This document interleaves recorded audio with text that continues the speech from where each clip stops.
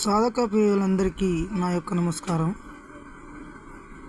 చాలామందికి ఊళ్ళల్లో పశువులు గొర్రెలు అవి పాలు ఇవ్వకుండా అకస్మాత్తుగా అవి అంతలవే చనిపోవడం జరుగుతుంటాయి.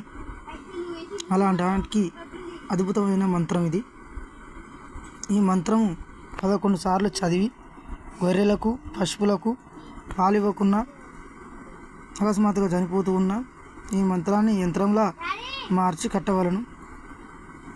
ఈ మంత్రం వచ్చేసి ఫ్రిం ఫ్రిం ఫ్రిం ఫ్రిం ఫ్రిం ఫ్రిం ఫ్రిం ఓం ఓం ఓం ఓం ఓం ఓం ఓం శ్రీం శ్రీం శ్రీం శ్రీం శ్రీం శ్రీం హ్రీం హ్రీం హ్రీం హ్రీం హ్రీం హ్రీం హ్రీం హ్రీం హ్రీం హ్రీం హ్రీం మేం హ్రోం ఓం హ్రీం హ్రీం హ్రీం హ్రీం హ్రీం హ్రీం cream cream cream cream cream హ్రీం క్రీం క్రీం క్షం క్షం క్షం క్షం క్షం క్షం. ఈ మంత్రాన్ని 11 సార్లు చదివి ఈ మంత్రాన్ని యంత్రంలా మార్చి తాయెత్తులో పెట్టి కట్టవలను. ఈ మంత్రం కట్టినచో గొర్రెలు కానీ పాలివని పశువులు కానీ అకస్మాత్తుగా చనిపోయి కానీ అవి ఎమ్మటి తక్షణ మీద బాగుపడును.